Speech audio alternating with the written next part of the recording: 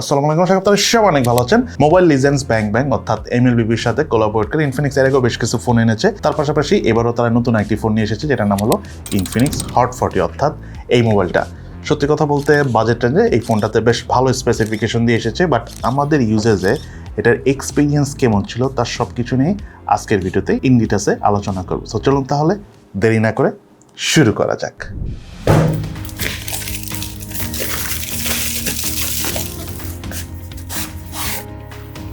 এই মোবাইলটির বক্স কন্টেন্টে রয়েছে SIM tray ejector, earphone, MLBB plus ইনফিনিক্সের ব্র্যান্ডিং থাকা back case, type C USB charging cable, 33 ওয়াটের ফাস্ট চার্জার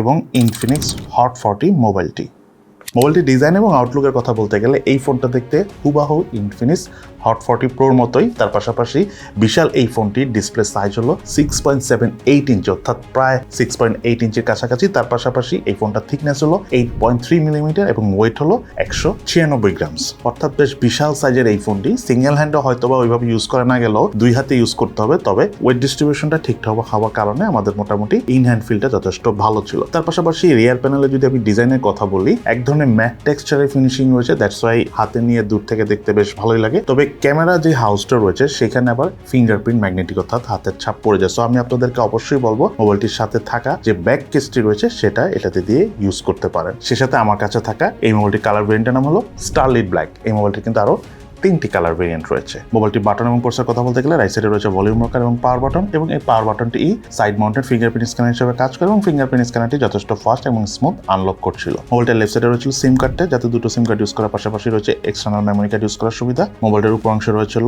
স্পিকার, মোবাইলটার নিচের অংশে রয়েছিল main speaker, primary mic, USB type C charging port এবং হেডফোন জ্যাকের পোর্ট।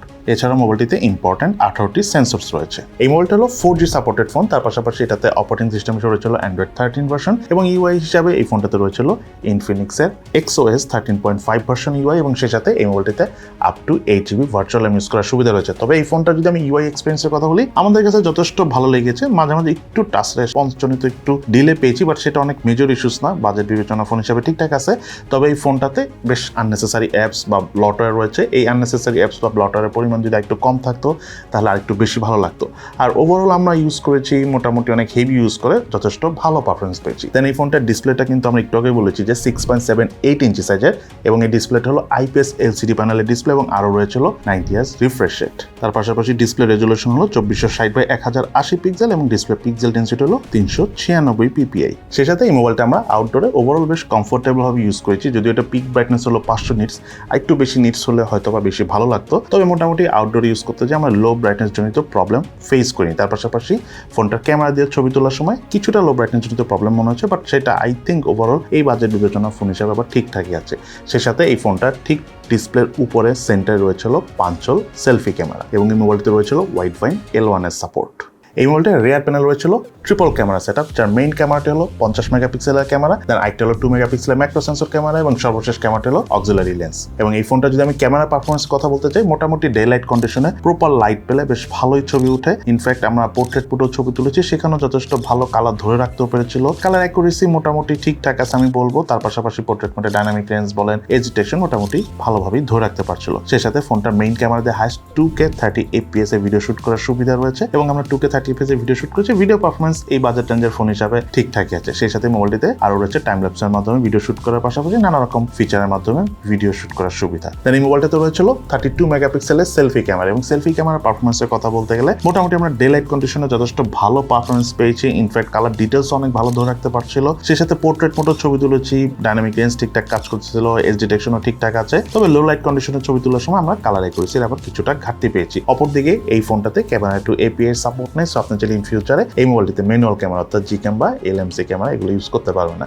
যাই হোক, এই ফোনটা যদি আমি স্পিকার পারফরমেন্সের কথা বলি, এই ফোনটাতে কিন্তু ডুয়েল স্পিকার রয়েছে। সাউন্ডের ক্ল্যারিটি যথেষ্ট ভালো, তবে 100% ভলিউমে বেশ কিছু সাউন্ড বা স্পিকার থেকে আমরা সাউন্ড শোনার সময় কিছুটা ডিস্টরশনে দেখা পেয়েছি। অ্যারাউন্ড 80% পর্যন্ত একদম পারফেক্ট সাউন্ড পাওয়া যায়। সো আমি আপনাদেরকে প্রিফার করবো 80 ম্যাক্সিমাম 90% ভলিউমে এই ফোনটার স্পিকার থেকে সাউন্ড শুনেন, তাহলে আপনাদেরও ভালো লাগবে। দেন এই ফোনটাতে রয়েছিল 5000 mAh ব্যাটারি এবং সাথে রয়েছিল 33 ওয়াটের ফাস্ট চার্জার। দেন এই 30 ওয়াট চার্জার দিয়ে এই ফোনটি আমাদের আমাদের সম্পূর্ণ চার্জ করতে অ্যারাউন্ড 1 ঘন্টা থেকে 1 ঘন্টা 5 মিনিট মতো সময় লেগেছে। তবে একবার চার্জ করার পর এই ফোনটা আমরা হালকা পাতলা বেসিক বা টুকটাক ইউজ করে প্রায় 1.5 দিনের কাছাকাছি চার্জ ব্যাকআপ পেয়েছি। তার পাশাপাশি ফোনটা যখন আমরা একটু হেভি ইউজ করেছি, স্পেশালি ভিডিও দেখেছি, লং টাইম মুভি টুভি দেখেছি, ইন্টারনেট ইউজ করে অর্থাৎ মোবাইল ডাটা ইউজ করে, তখন এই ফোনটার স্ক্রিন অন টাইম এত বড় ডিসপ্লে থাকার পরও আমরা পেয়েছি প্রায় 6 ঘন্টার মতো।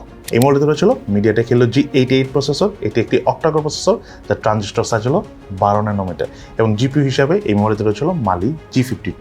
মোবাইলটির আন্তর্জাতিক স্কোর পেয়েছি আমরা 2,70,909। সেই সাথে মোবাইলটার বেঞ্চমার্ক স্কোর আমরা স্ক্রিনে শেয়ার করে দিয়েছি। তাই এই ফোনটার গেমিং পারফরমেন্সের কথা বলতে গেলে এই ফোনটা দিয়ে আমরা পাবজি গেমসটা খেলেছি, মোটামুটি ভালো গ্রাফিক সেটিং এই ফোনটা পাবজি গেমসটা খেলা যায়। আমরা লং টাইম গেম প্লেও করেছি, ফোনটাতে হিটিং এর দেখা পাইনি। তার থেকে বড় কথা হলো যে ফোনটা লং টাইম গেম প্লে করার সময় আমরা খুব একটা ল্যাগের ইস্যুসটা আমরা এই ফোন থেকে পাইনি। মোটামুটি G88 আগের বেশ one of the best processor ছিল। সো এই প্রসেসরটা থাকার কারণে মোটামুটি আমরা ভালো পারফরমেন্স পেয়েছি। আর 8GB র্যাম অবশ্যই একটু বুস্ট করে গেমিং এ খেলার সময়। সো মোটামুটি পাবজি গেমসটা খেলা যায়। তার পাশাপাশি ফোনটা দিয়ে আমরা অ্যাশফানাইন গেমসটা খেলেছি। অ্যাশফানাইন গেমের কালার অ্যাকুরেসি যথেষ্ট ভালো ছিল, গেম প্লে করে আমাদের ভালো লেগেছে, আপনাদের কাছে ভালো লাগবে। এবং ফুটবল গেমসটা আমরা এই ফোনে রান করেছি, ল্যাগিং ইস্যুস একেবারেই পাইনি। ফুল হাই গ্রাফিক সেটিং আমরা খেলেছি কমফোর্টেবল ভাবে। ফুটবল গেমসটা এই ফোনে খেলা যায়। আরেকটা বিষয় হলো যেহেতু ডিসপ্লে বড়, সো ফুটবল বলেন বা অ্যাশফানাইন গেমস বলেন, এই ফোনে খেলে আমাদের কাছে ওভারঅল বেশ ভালোই লেগেছে। দেন যে কথাটা বলবো, এই ফোনটা যদি আমি প্রাইসের কথা বলি, বাংলাদেশ মার্কেটে এই মোবাইলটা একটা ভেরিয়েন্ট এসেছে, সেটা হলো 8GB RAM 128GB storage variant, যার র্যামের টাইপ LPDDR4X এবং স্টোরেজ হলো eMMC 5.1 এবং এই ফোনটার অফিসিয়াল প্রাইস হলো 17,999 টাকা। যাই হোক, এই ফোনটার কী কী ল্যাকিংস আমরা ইউজ করতে যে পেয়েছি এবং তার পাশাপাশি ফোনটা কী কী ভালো দিক রয়েছে সেটা নিয়ে আমরা আলোচনা করবো। প্রথমে জন্য আমরা জেনে নিই এই ফোনটার কী কী ল্যাকিংস আমরা পেয়েছি।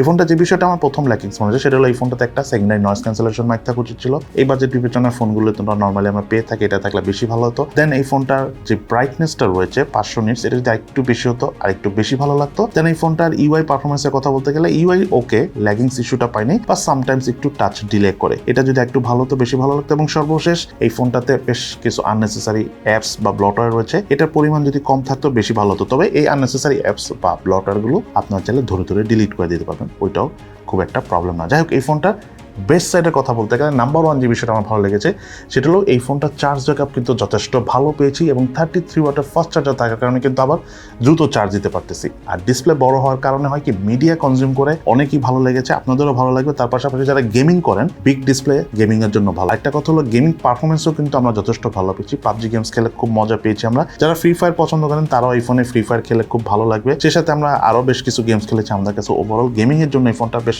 নাইস মনে হচ্ছে। সেই সাথে ফোনটার সেলফি ক্যামেরাও আমাদের কাছে বেশ ভালো লাগে। Selfie camera performance, specially proper light কন্ডিশনে সেলফি ক্যামেরাতে বেশ ভালোই ছবি ওঠে। দেন এই ফোনটার স্পিকার পারফরমেন্স আমাদের কাছে বেশ ভালো লেগেছে। তবে 80% থেকে 90% ভলিউমের মধ্যে এই ফোনটার স্পিকার থেকে সাউন্ড শুনবেন তাহলে বেশ ভালো লাগবে, আমাদের কাছেও ভালো লেগেছে। এখন সব কথা শেষ কথা, আসলে এই ফোনটা কাদের জন্য কেনা উচিত হবে? যারা মেইনলি একটু বড় ডিসপ্লে প্রয়োজন, অর্থাৎ প্রচুর ভিডিও দেখেন, ভিডিও কনজিউম করা হয়, অনলাইনে ক্লাস করা হয়, সেই সাথে যারা গেমিং করেন, বিগ ডিসপ্লে গেমিং এর জন্য বেশ কাজে দেয়। সেই সাথে যাদের বাজেট অফিসিয়ালি ফোন কেনার জন্য 17-18 টাকা, তারা চাইলে এই ফোনটা নিতে পারেন। সো এই হলো আমাদের আজকের ভিডিও। কেমন লাগলো আপনাদের কাছে ইনফিনিক্স হট 40 অর্থাৎ এই মোবাইলটা, সেটা কিন্তু অবশ্যই ভিডিও নিচে কমেন্টস করে জানাবেন। সো সবাই ভালো থাকেন, সুস্থ থাকেন, ইনশাল্লাহ দেখা হবে ফিউচারে।